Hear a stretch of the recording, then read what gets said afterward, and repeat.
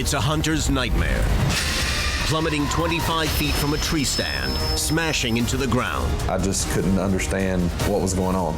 Then, excruciating pain racks his body. It's a constant sharpshooting pain. Somebody help! He's so deep in the woods, no one can hear his cries for help. And the threat of a coyote attack is very real. That's the scariest sound that you can hear. He tries to stand, but his legs are paralyzed. He must get out of the woods and get help fast. The only thing I knew to do was crawl.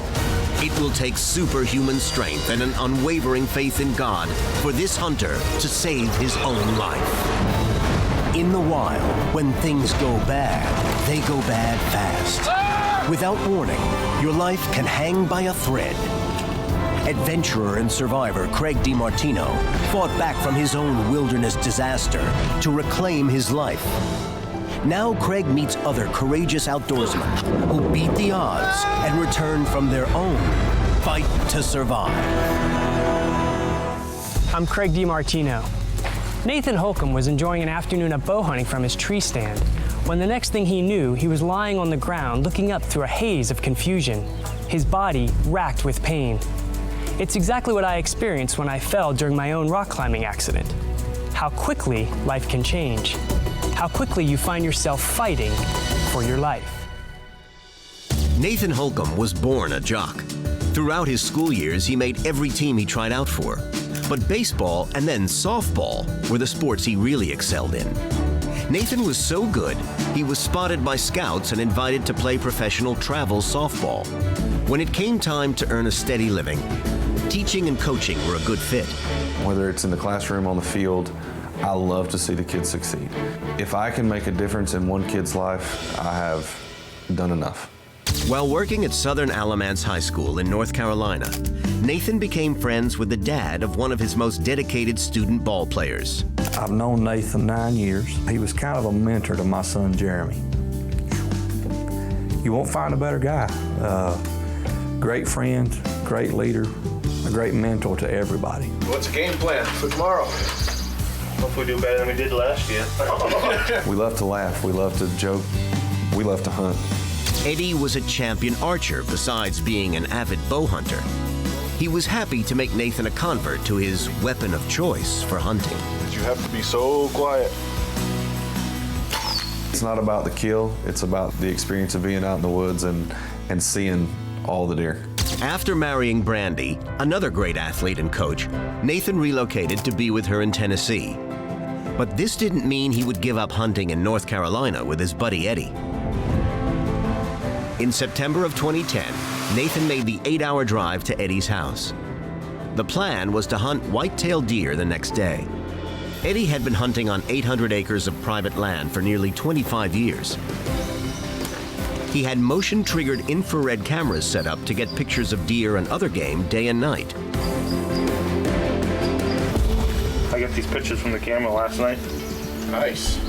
Based on the images his cameras captured, That's a nice deer. he had strategically set up a dozen tree stands. Yeah, all set, let's go. We got up early to go out hunting the next morning. Should be pretty nice up there. It's kind of funny, we all draw straws to pick where we want to go. There's so many places. Knowing that I may not be able to come back anytime soon, they let me pick first. Get up close to it, probably within a quarter mile or something. Yep. Quarter mile's not that far to walk. They drove to the edge of a field roughly a quarter of a mile away from the tree stands. We always say that the peak hunting is 30 minutes after daylight. And so we like to get there, maybe 30 minutes before the daylight breaks so that everything can kind of settle down a little bit. Deer can smell human scent up to a half-mile away, let alone the exhaust from a car or truck. They didn't want to scare any off. After hooking in, sitting down, and hanging up his gear, Nathan began the hunter's vigil. He texted Eddie to see what was literally going on in his neck of the woods. The response was not much. It was going to be one of those hot September days when the heat, mosquitoes, and inactivity would drive them out of the woods by 10 in the morning. You get bored. If you get in a stand an hour before daylight and it doesn't get daylight till 6 o'clock, your rear end gets sore if you sit there so long. They went back to Eddie's to get a bite to eat, and kill some time before heading out again in the late afternoon. Between watching the football game and both of us dozing, it got to be later than we wanted it to be, and we rushed out of the house. A little behind schedule. We always keep our clothes in a tub that were unscented, and I'd never seen Nathan hunt without a harness on. Never, not one time. And he left his harness laying on top of his tub. I literally walked right past it that day. Nathan picked a different location for the afternoon hunt. Let me start this place, a little bit tricky. This time, he needed Eddie's ATV to get to his spot. All right, good luck. Eddie said, okay, you know where everything is, I'm going right up here, and he showed me right where he was going. I said, okay, text you in a little while. The place where Nate was hunting that day was an overgrown field. It had overgrown grass about waist high. We called it the little field. It hadn't been hunted yet at all that particular season. Nathan drove the ATV to the edge of the woods and parked far enough away so the deer wouldn't hear it or catch the scent of the exhaust. That left him around 300 yards to walk to the stand. The stand is about 25 feet off the ground up in this big tree. I latched my bow to the pull-up rope, put my backpack on my back, and started climbing up the tree.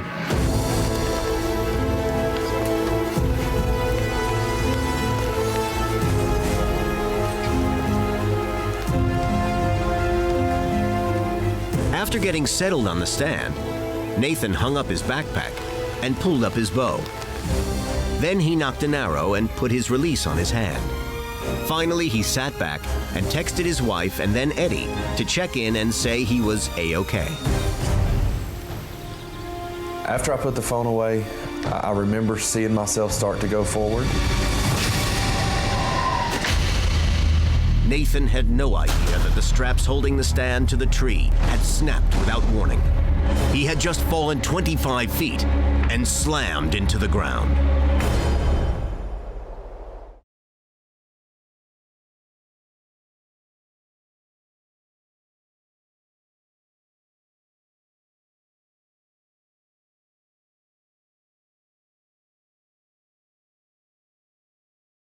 Nathan Holcomb was hunting white-tailed deer when he toppled headfirst out of a tree stand. This was the one day in memory he had not worn his safety harness.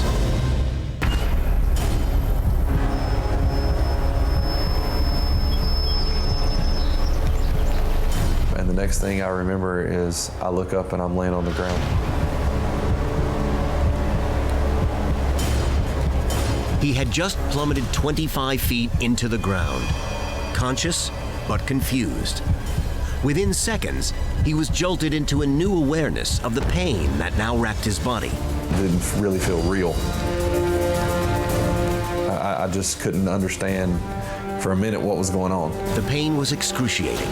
Blood was pouring out of his mouth. He had damage to his ribs. His right wrist was broken, and one finger was dislocated. But worse, he couldn't feel his legs. So one of the things that kind of struck me with your story was... Craig DeMartino fell 100 feet in a rock climbing accident. He was struck with the similarities of Nathan's story. When I was looking back up at the cliff, I just couldn't figure out what had just happened. And what was that like when you realized I'm on the ground looking up? I was a little bit confused, and I knew that I needed to call for help, so I started trying to reach and grab my cell phone because I knew I'd just had it and realized I'd left it up in my backpack. I tried to stand up 3 times because I knew I had no feeling in my legs. Were you scared? Were you panicking at that point? In the beginning, you always think the worst. Oh God, I know that it's broke. I'm gonna be paralyzed from the waist down for the rest of my life. Help! Somebody help! Help! I yelled for help. I mean, that's what you do if you're in trouble, right? You yell for help, for somebody to help you. Right. I knew the closest person was Eddie, and he was a mile away. Right. There was no chance he was gonna hear me yelling for help.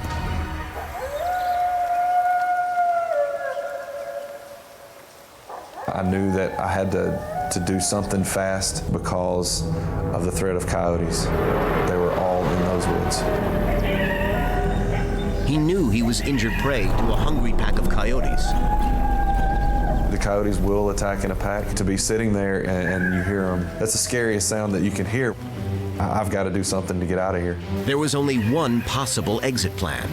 He had to get himself to his ATV 300 yards away and drive back to Eddie. He tried to stand one more time, but his legs just didn't work. I took a minute and I prayed. Lord, please. Lord, show me the way out of here, Lord. Please. I said, Lord, you got to help me. Just please get me out of here. And the only way that I knew at that point was to crawl.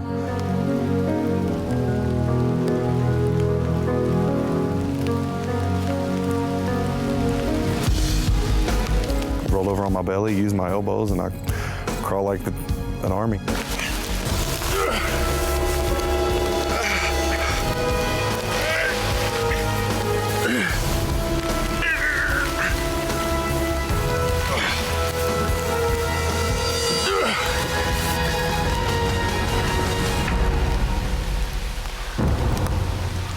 Got up to the top of the hill, and I had only gone probably 50 yards and I was exhausted.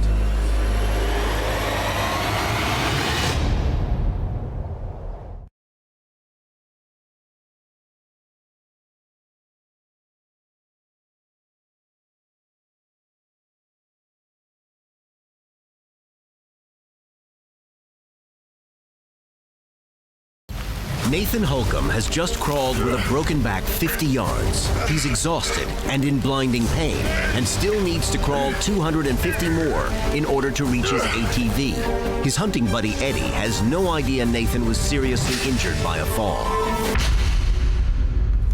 Nathan was now on top of a hill.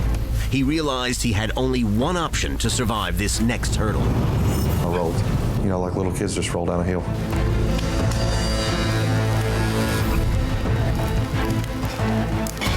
I get down to the bottom, and at this point, I'm in pain, but adrenaline has taken over.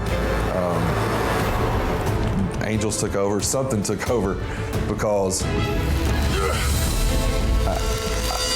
I should not be able to move with the amount of pain that I'm in. The amount of blood that I've got coming out of my mouth is unbelievable.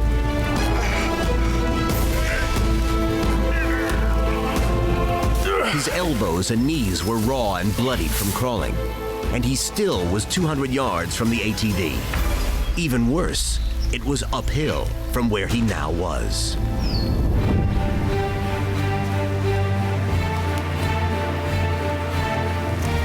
I start trying to go, and I start sliding back down. To his left, he saw young saplings. Using them like rungs of a ladder, he pulled himself up the hill, 3 to 4 feet at a time, only using his good arm.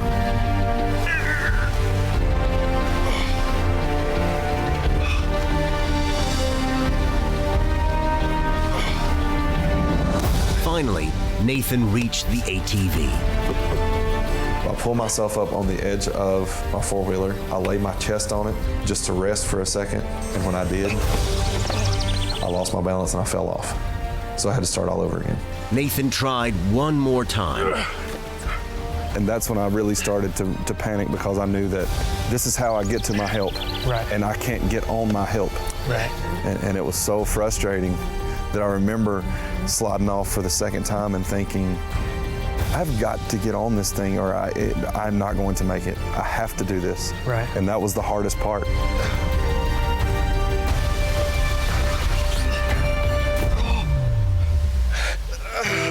Nathan maneuvered himself into the driver's seat.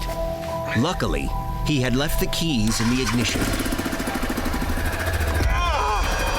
Now he needs to get to Eddie. I pull it in gear and back up to go back around this field to go where he's at. He's about a mile from me. I take off around that field. Four-wheeler trails are not smooth by any means. I'm feeling every bump of every rock from my low back all the way up to the top of my head. It's a constant sharp shooting pain through my body the whole way. And I'm going as quickly as I can. I'm not wasting time. If I'm ever going to be able to walk, then I've got to get somewhere to get help as quickly as I can. Nathan finally made it to Eddie's stand. He rode up within 30 yards of where I was sitting and said, "Eddie, I fell out." You kidding me? No, I fell out of my tree stand, Eddie. And I still thought he was kidding. I thought he'd shot a big buck and wanted me to come get on the ATV with him, but I could see his face was just pale white. Hurry. So I came down the tree Coming, buddy. as fast as I could come down. All right. I can't feel my legs, Eddie. I could see his right wrist was broke. And I'll never forget the look on his face. And I knew Nate, Get you some help, hang in there. with what he had going for him in life, that there was a chance that this guy would never be the same again. 911, what is the address of your emergency? Oh, yeah, my buddy just fell out of his tree stand. Here, buddy. Eddie had taken advanced life-saving courses, so when he called 911, he gave them critical information about Nathan's I injuries. told the lady that he had a spinal injury. He can't feel his legs. I said he may have already done more damage than need be.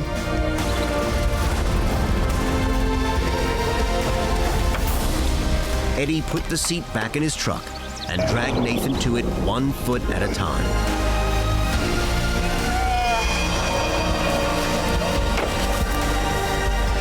On the drive back into town, he helped Nathan make calls I'm gonna call Brandy for you, okay? to his wife and mother, who were both hours away. Brandy? The phone. Brandy, hey, it's me. Hey, I fell out of my stand. I'm hurt bad.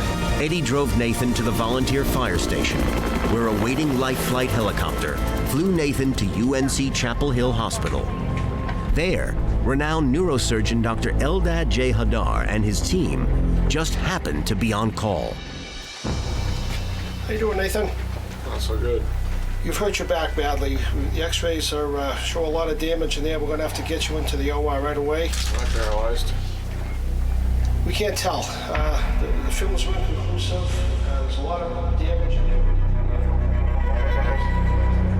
When the doctor gave Nathan the prognosis, Nathan had the most hollow eyes I've ever seen on anybody.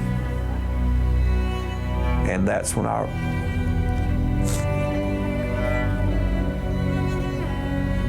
realized that this wasn't a joke. You know, somebody's life has been tremendously affected. And Nate never find a finer fella. Why? That's all I could get out of me was why it happened to Nate. Be all right, buddy. We'll take good care of you. After assessing Nathan's condition, he was rushed into surgery. By the time Nathan was out of the 6 hours of surgery, his family had gathered at the hospital. Nathan, how you doing? You awake yet? Just want to let you know, surgery went well, okay? But at this point, I'm not sure if you're going to walk or run again. The doctor tells me, he says, surgery went great, but I'm not going to guarantee you will ever walk again. I'm not going to guarantee you'll ever run. And I said, and that's good news? I was scared. I was scared. Right. I've always been able to do whatever I wanted to do. This cannot be happening to me. I realized that, yes, this has happened, and now we have to figure out how to get over this. Right. We're going to make this happen. I'm not going to not walk again.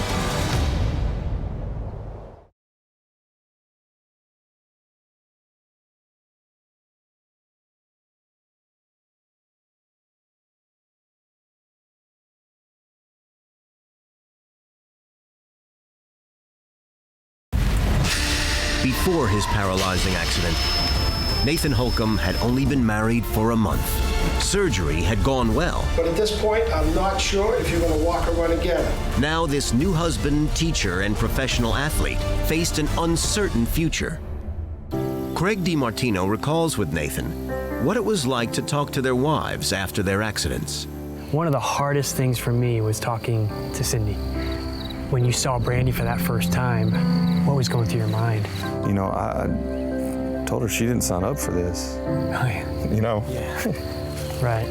Why should my new wife have to push me around in a wheelchair for the rest of my life? How fair is that? I really didn't know what to say, but I'm so glad you're here. And what was her reaction when you said it? I'm not going anywhere. Right.